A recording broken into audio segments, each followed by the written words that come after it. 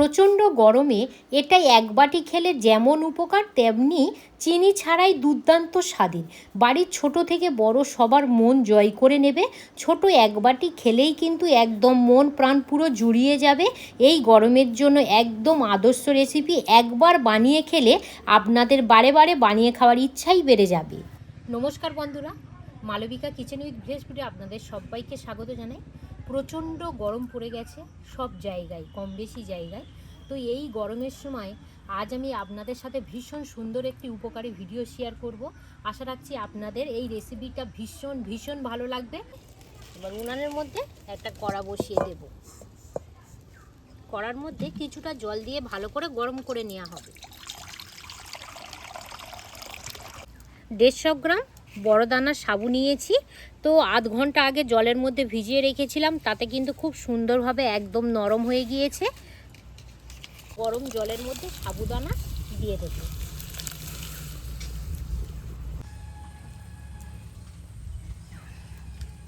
তিন থেকে 4 মিনিট ফুটিয়ে নিয়েছি, তাতে কিন্তু খুব সুন্দরভাবে এই সাবুদানাগুলো পারফেক্টভাবে সিদ্ধ হয়ে গেছে।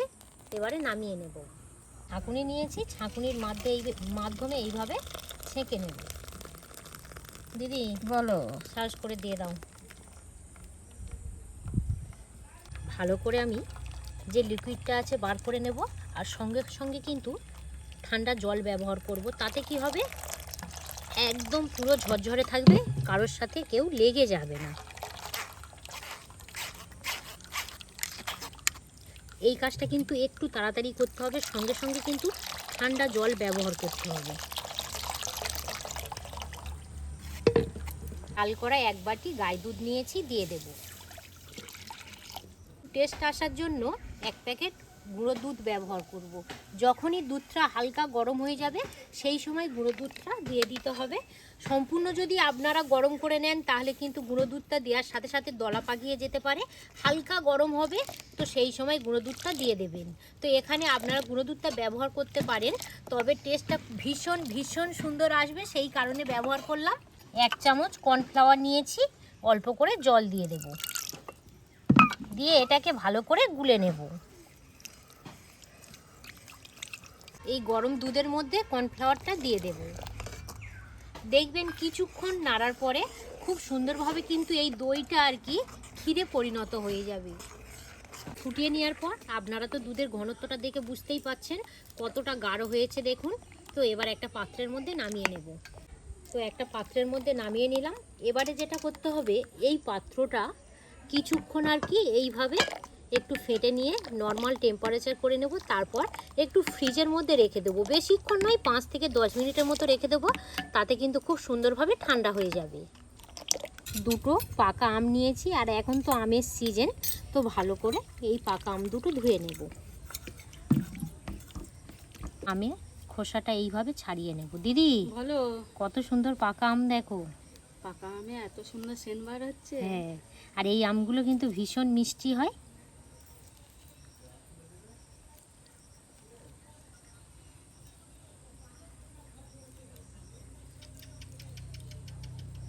ছাড়িয়ে নিয়েছি, আরও একটা আম একই প্রসেসে ছাড়িয়ে নেব। একটু পাকা দেখেই আর কি এই আমটা নিতে হবে। একটা গ্রেটার নিয়েছি, এইভাবে ভালো করে পাকা আমটা গ্রেট করে নেব।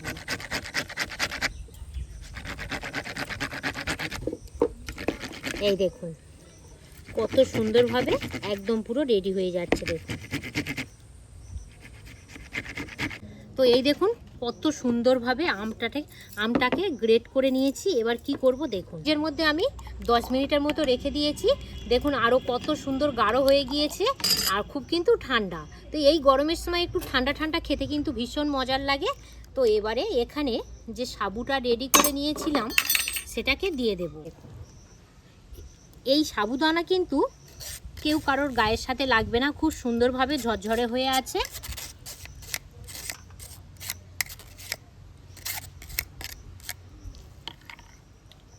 এবারে এটাকে ভালো করে এইভাবে একটু ফেটে নেব। এই দেখুন দিদি, বলো, কত সুন্দরভাবে একদম ছাড় হয়ে গিয়েছে, দেখো। হ্যাঁ তাই তো দেখছি। তো একটু ঠান্ডা জলে না ধুয়ে নিলে তাহলে কিন্তু জমাট খেয়ে যেত, এইভাবে ছাড় ছাড় হয়ে আর থাকতো না। এবার এখানে যে আমটা গ্রেট করে রাখা হয়েছিল দিয়ে দেব। তাতে কি হবে, কালারটাও খুব সুন্দর আসবে আর টেস্টও ভীষণ মজার লাগবে।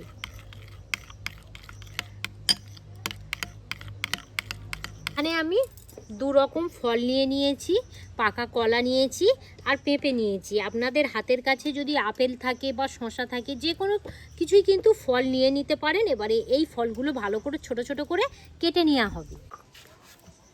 দিদি বলো, পেঁপেটা একদম পুরো গাছে পাকা। খুব সুন্দর কিন্তু সেন বার হচ্ছে গো।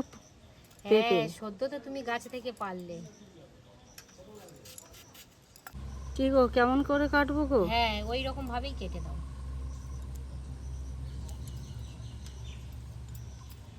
দেখো হয়েছে। হ্যাঁ, এই গরমের সময় হাতের কাছে যা ফল থাকবে মোটামুটি এইভাবে কেটে নেবেন। তাতে শসা থাকুক বা আম থাকুক, যাই থাকুক। সব কাটা হয়ে গেছে, আর কেটে দেবো? না, আর লাগবে না। একটা প্লেট নিয়েছি, এই দেখুন। এবার এই প্লেটের মধ্যে দিয়ে দেব।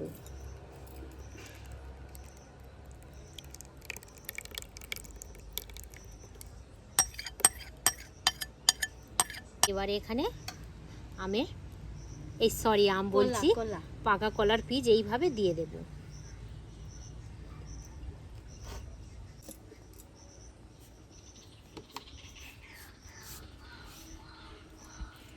দিয়ে দেব পাকা পেঁপে।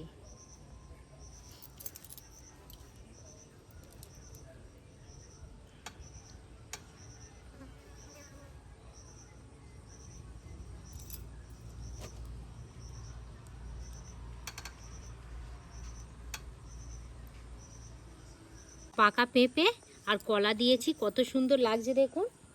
আর আপনাদের হাতের কাছে যা আর কি ড্রাই ফ্রুটস থাকবে তাই দিয়ে দেবেন। এখানে আমি নিয়েছি কিশমিশ আর কাজু বাদাম। তো এই কাজু বাদামগুলো এইভাবে দিয়ে দেব।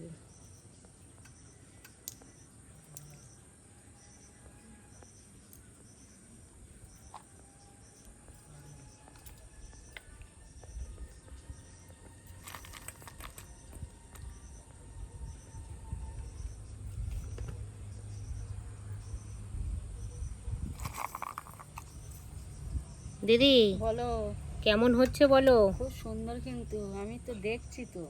এই গরমের সময় যদি এই রকম একটা ঠান্ডা ঠান্ডা কিছু থাকে, সত্যিই আমাদের কিন্তু মন প্রাণ পুরো জুড়িয়েই যাবে।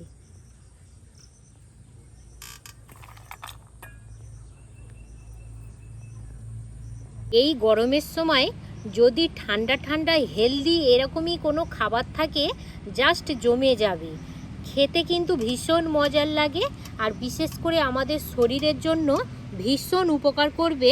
এই গরমের সময় ঠান্ডা ঠান্ডা এই হেলদি রেসিপিটা একবার বানিয়ে খান, বাচ্চাদেরকে খান, বারে বারে আপনাদেরকে আবদার করবে ওই রেসিপিটাই বানিয়ে দাও, ভীষণ মজার লাগে। বলো, কত সুন্দর খাবারটা হয়েছে দেখো। খুব সুন্দর খাবারটা দেখতে। আর বিশেষ করে এই গরমের সময় যদি ঠান্ডা ঠান্ডা এরকমই থাকে, জাস্ট জমে যাবে।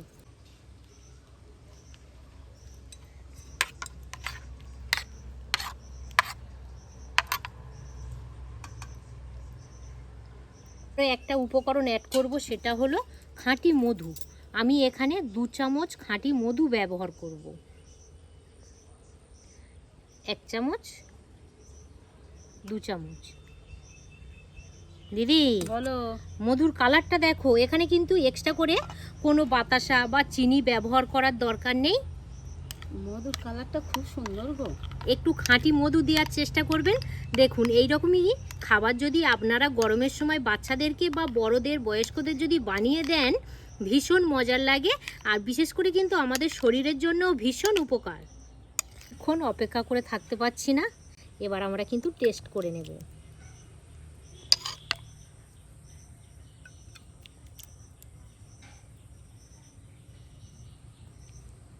এই গরমের সময় ঠান্ডা ঠান্ডা এই খাবারটা খেয়ে দেখো। ঠান্ডা ঠান্ডা খাবার জমে যাবে। আগে টেস্ট করে দেখি। হ্যাঁ, তুমি দেখো। কি বলবো, হুম, খুব ঠান্ডা। দিদি বলো। টেস্টটা কেমন এসছে বলো? খুব সুন্দর টেস্ট। খুব সুন্দর। হুম। এই গরমের সময় ঠান্ডা ঠান্ডা যে হেলদি খাবারটা খেলে কেমন লাগছে বলো? এত সুন্দর, ভালো লেগেছে না গো, হুম? সত্যি আর ভীষণ ভালো লেগেছে। তো আমি আমার বন্ধুদেরকে একটাই কথা বলতে চাই যে আমের সিজন যখন থাকবে না, দেখবেন অন্য কিছু ফল দিয়েও আপনারা কিন্তু এই হেলদি খাবারটি বানিয়ে নিতে পারেন। আমাদের শরীরের জন্য ভীষণভাবে উপকার করে। আর সব থেকে বড় কথা, এই গরমের সময় খেলে কিন্তু আমাদের শরীর মন খুব সুন্দরভাবে ঠান্ডা হয়ে যায় আর খুবই সুন্দর আর কি এনার্জি ফিরে পাওয়া যায়। তো আপনারা এই হেলদি খাবারটি এই গরমের সময় একবার বাড়িতে বানিয়ে খেয়ে দেখবেন, ভীষণ মজার লাগে।